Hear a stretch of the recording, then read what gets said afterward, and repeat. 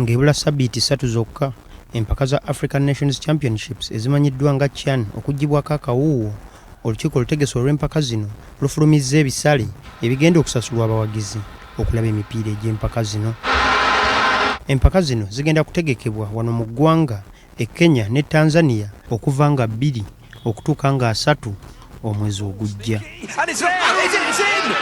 Dr. Dennis Mujimba, omwogezi wa Minisitule y'ebyenjigiriza n'ebyemizannyo, ng'atula ku lukiiko olutegesi olw'empaka zino agamba tiketi etandikirwako egenda kugula $1 ey'ensimbi za Amerika nga mu zaawano ze 3500. Tier 1 $1, omutendera gw'okubiri Tier 2 $2, omutendera gw'okusatu Tier 3 $3.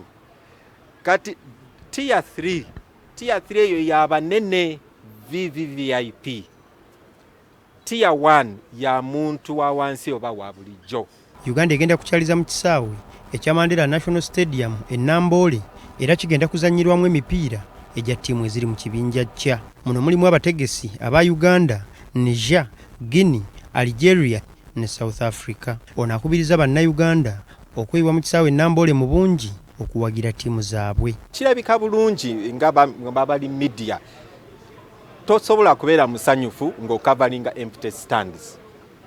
Number 2, government terese zino empaka, teyakiriza kuleta zino empaka ntekole sente okuva eri revenue Namboole. Obusente butono nnyo. Tulina enteekateeka y'okutambuza ekikopo mangu nnyo ddala ekya CHAN.